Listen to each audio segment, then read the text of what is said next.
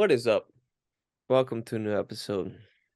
As you can see, we don't really have a special guest today, but we do, kind of. First of all, I'm back. Miss Sky is here, Milos is here, and we have Mary, our newest, Hi. our newest member. Mary, Hello. we decided you would be the newest member. Um, could you introduce yourself to our audience?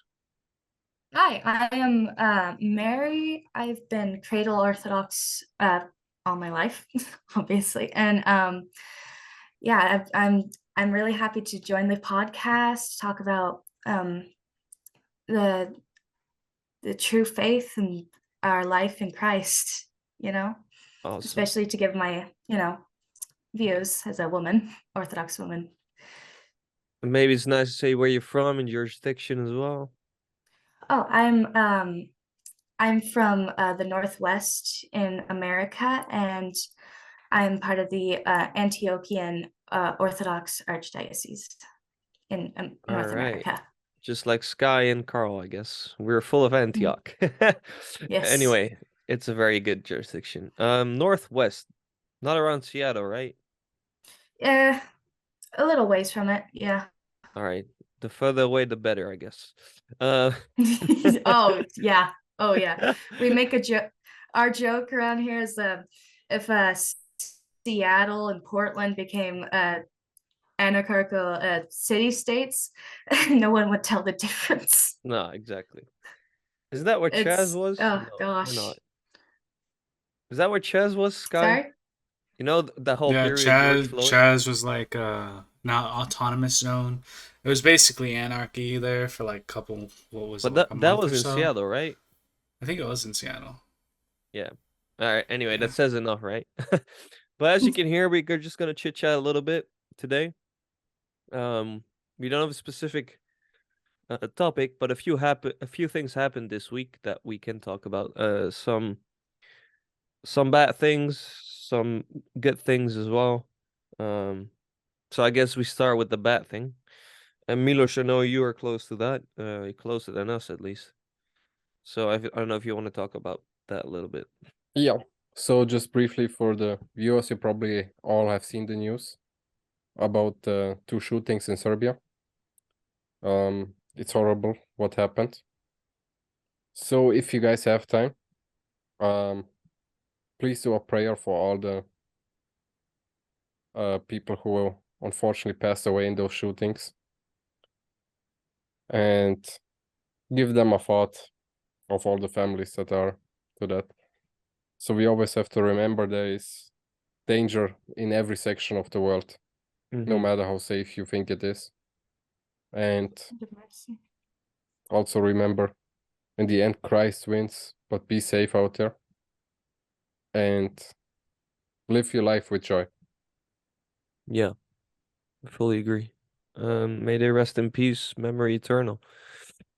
This is part of a bigger problem that we see in our modern age, that these school shootings or mass shootings in general that happen all over the world, not only in the US, as you can see. It's part of a bigger problem, and a lot of, especially liberals, blame the guns, but it's not really that. You know, I live in the Netherlands, and we still have shootings, even though they're illegal, or um, mass stabbings in the UK, blah blah blah. So the bigger problem is our society, basically, the way we get like indoctrinated and like by the government, and then we see no way out, and we get angry, and then nothing works out for us, and some people resort to these heavy measures that are just demonic, honestly. Um, what do you think, Sky? Well, I think especially in the West, it comes from just a lack of God in society. When you have a Uh-huh. godless society, and then everybody gets surprised when society starts acting godless. So it's like it's what happens when you remove God and you remove faith and all that from your society, and you promote things that are against God, and then you wonder why things that are evil are happening. So I think a lot of it comes from that. Yeah. Just that's my whole view on like Of this godless situation. society, as you say. Yeah. Very unfortunate. What drives someone to this evil? You know, it can be bullying and stuff, but how can you be so evil or so angry at the world that you start shooting kids?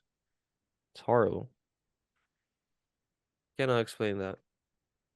Well, because there are multiple factors in it from a psychological point of view. There is not only despair and anger, but there is also with that comes a complete cutout of empathy. Cut out Yeah, the people are So just it's yeah, completely horrible. people Sorry, go on. yes, apologies. Yeah, we all have like this infinite hole in us, you know, that can only be filled by our infinite God.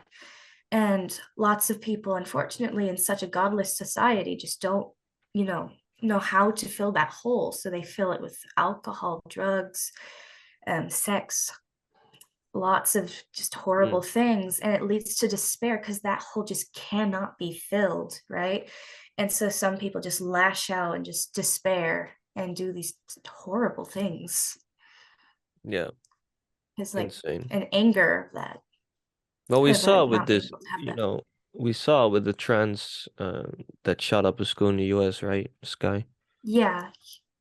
Or yeah, Mary, you're American too. Mhm. That person was probably very angry at Christians, because that person shut up a Christian school. So man, there's so many things wrong with the society. I don't know where to start. Anyway, let's get on to a better topic because this is gonna get depressing. The coronation was today, Sky and Mary. I know you guys were probably asleep, but we in Europe, we Yeah. all saw it today. Did you see anything? Yes. Did you see anything, Ooh, Sky or who, Mary? me? Oh, I saw some clips here and there, Yeah, I saw and like one clip of some Orthodox chant during the Hmm. coronation, which was surprising to me. Very surprising. There were a few things. Milos, did you see anything? Did you watch it? I'm gonna be completely honest. I don't care much about the English royal family. I know you do, but it's still interesting because we have some people watching from the UK probably or Mm, anywhere. And it's a exactly. pretty We've got some big, friends from the UK, so shout out to them. yeah. So we probably like, the UK royal house is a big royal house with a big history, Orthodox history as well.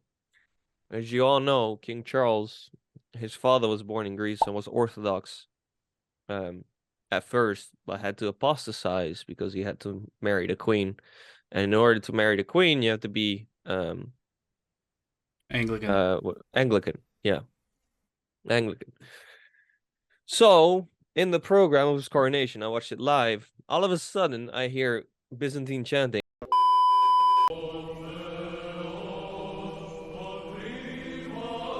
I was like, "What? That's insane." It's like I did not expect that at all. I saw two icons in the abbey I think I saw an icon of Christ on one side, and on like Theotokos on the yeah. other side. Yeah, that was very very surprising to see. Even though I saw it at the funeral of Queen Elizabeth as well. But the Byzantine chanting was nice because it was like right after, or not right after, like not very long after some gospel singers were dancing all around, and then they switched it up to the Byzantine chanting. I was like, what's going on? But I think it said in the program it was in honor of his father. But multiple people have told me that he's a closet Orthodox man. Um, I'm not sure about that. I know he goes to Mount Athos a lot and he donates and all that kind of stuff. A lot of other people say he's an ecumenist. Another person said he's a Freemason. Who knows? I don't know.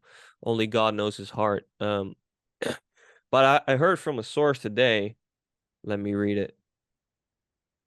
It's kind of interesting.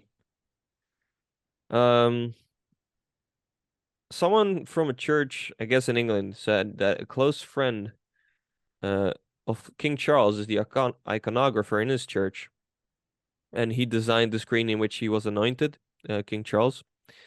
And he went to his house, and he saw that King Charles had a copy of the Philokalia, as you know, the book. I guess you know. And he also had to design Orthodox icons for his private chapel, which is very interesting. So this person says he's Orthodox, but who knows? Who really knows? Who knows a man's heart? But if that's real, that's big. Right?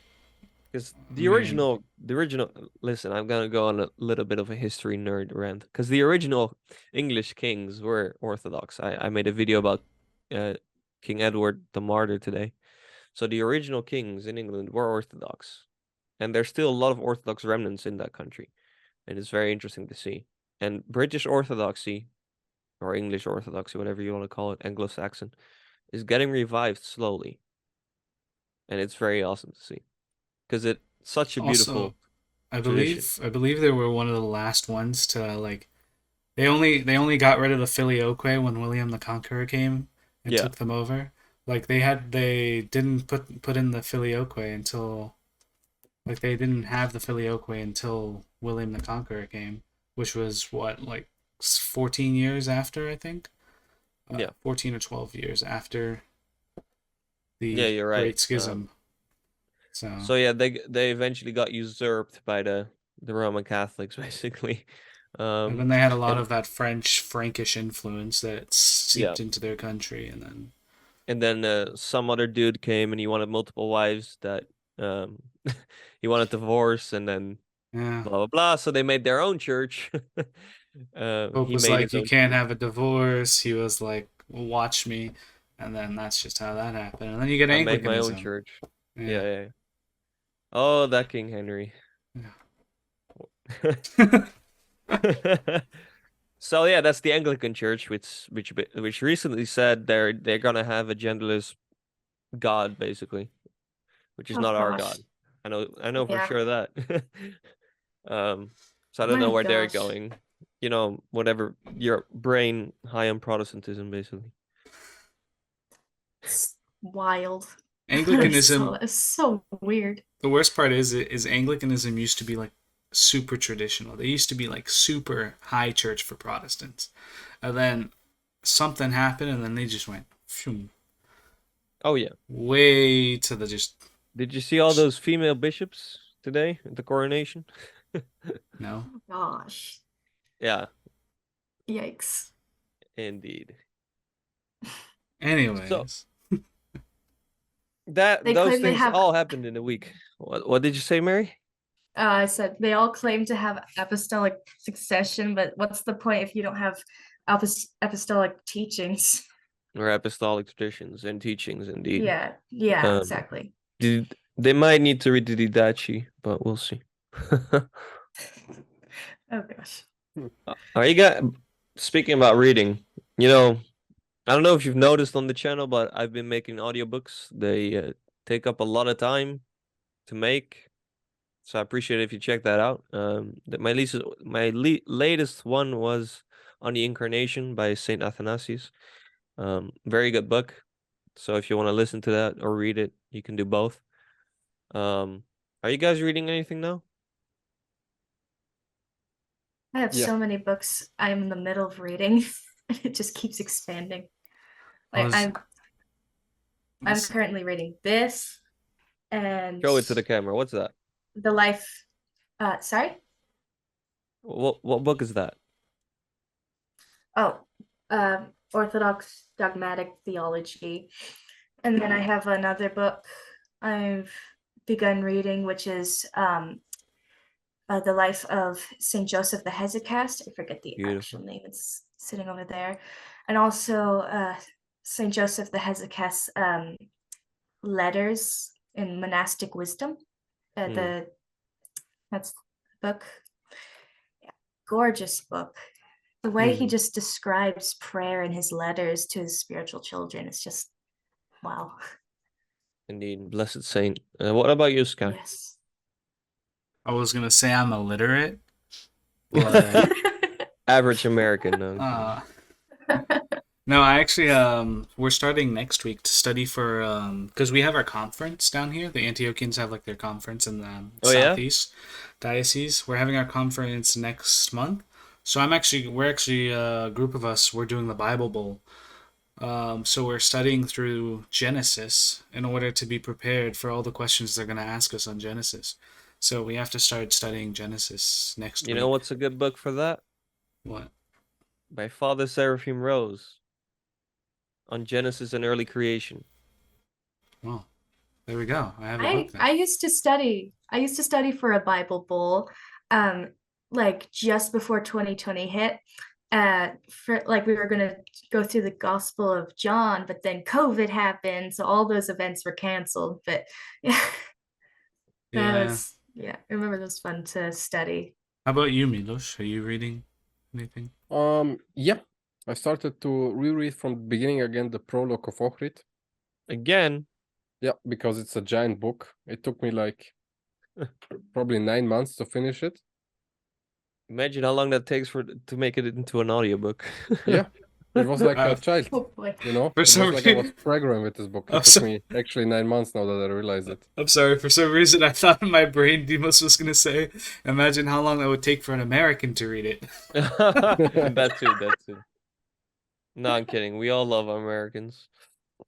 Yeah, so now I'm rereading it again because it's hard to remember a lot of things. So I always have to reread a lot of things to remember it correctly. And I'm learning again a lot of new stuff, even though I read it before. So I love to hopefully, reread maybe it things will take too. 9 months again. So I can say after I read it 2 times for 9 months, I can say truly I know what pain women go through real pregnancy. I'm almost there. Demos, what's the Greeks have like their own like Lives of the Saints, but it only goes up to 1600, I think. Yeah, What's that called again? the Synaxarion. Synaxarion. Yeah. Okay, I was just wondering that one. Yeah, you can buy it. There's many volumes though. Wow. So I can get So- like, I wonder sorry. how much that would be to get all the volumes. I might. What am I doing? Wait. I might be wrong. Wait, 1 second. Yeah, I'm right. See, I need to trust in myself. It's called the Synaxarion, Lives of the Saints, Orthodox Church, and there's multiple volumes. It's very big. That means it's expensive. There's also Probably. oh yeah. What are you saying, Mary? There's also another collection of the Lives of the Saints called literally just called The Lives of the Saints. And it only goes up to like 8 months until they discontinued it because I guess not enough funding or whatever. But I really love those books. They're very gorgeous and go really in depth with the life of the saint. It's a nice collection as well. My dad had them and I would read through them when I was growing up Beautiful. on his shelf. Yeah. You didn't mention your ethnicity because people might think you're an Arabic now, but because you're in Antioch, but you're not, right? No, I am actually part Mayan and mostly like English and Irish and stuff on my dad's side. And So. your mom's? Yeah, my mom's the Mayan side. Oh wow. Mayan Yeah. Orthodoxy. That sounds really cool. Yeah, my That's what would happen if her Spain didn't accept the filioque. Yeah. Imagine those massive temples, but Orthodox style. Oh yeah. Oh yeah. My mom's cousin actually is a Greek or I don't know, or Arabic Orthodox priest, I think. But I think he's under the Greek archdiocese or something. I'm not sure, Could be. but yeah, Padre Jorge. And Jorge. he runs an orphanage. Yeah, he runs an orphanage and church and everything down in Honduras, which is where he and my mom grew up together. And yeah, yeah, big orphanage. He also has a school is what, like a trilingual school. He teaches his kids there Wait, like lots of different languages. I know there's a lot of Greeks in Panama because they used to like help building the Panama Canal. So there's a big community in Panama. I didn't know there were any like Yeah. Greeks or Orthodox people in Honduras. Oh, and there's also another monastery, I think, in What? Guatemala, which No way. yeah, so it's a crazy story. So my dad, he was in the military when he was living up in Alaska. Then he went on a mission or something, I guess, like for relations between Honduras and the US. I don't actually quite know, but Classified. he accepted it. And he went down to Honduras, and around that time he was baptized Orthodox, and he wanted to still go to a church, so he decided to go to the one in Honduras with Padre Jorge, and met my mom that way. And he would bounce between Padre Jorge's parish and then the one in Guatemala. And in Guatemala there was another orphanage and stuff there, and he took the first pictures of my soon-to-be sister-in-law and sent it to her parents. And so we just have a picture of him squatting next to her. That's cute. Do you speak Yeah. Spanish fluently? Not really, no. No. I have Porque no.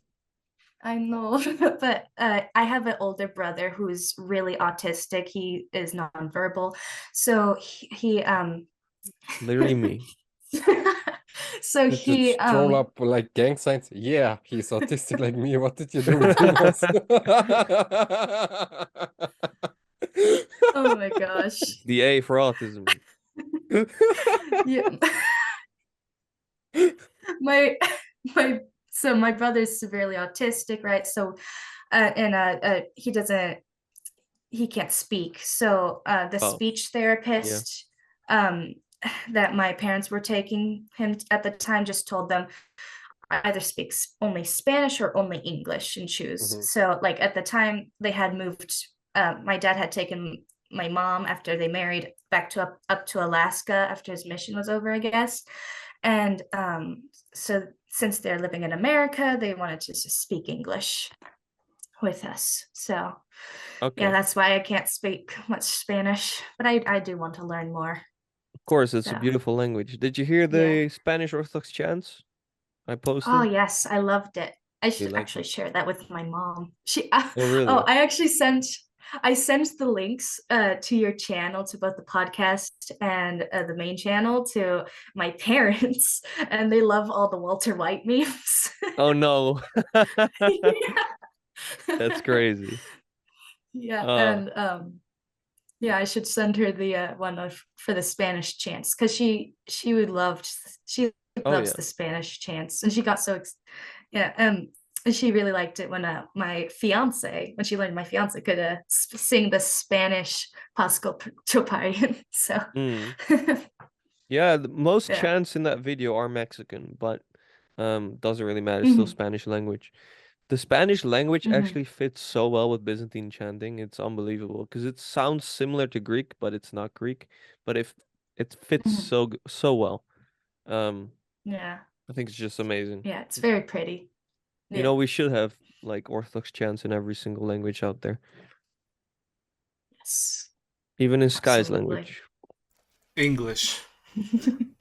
Milos, you have anything to say before we end this short one? Yeah, guys, spend less gaming, spend more praying, and more reading. Anyway, next episode is gonna be with a guest this time.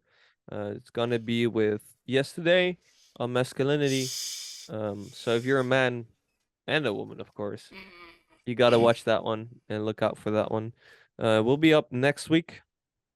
Thank you all for watching. I hope you like Mary. She's gonna be around in many podcasts in the future. So if you have any kind words for her, put it in the comments, or for us, whatever. And thank you for watching.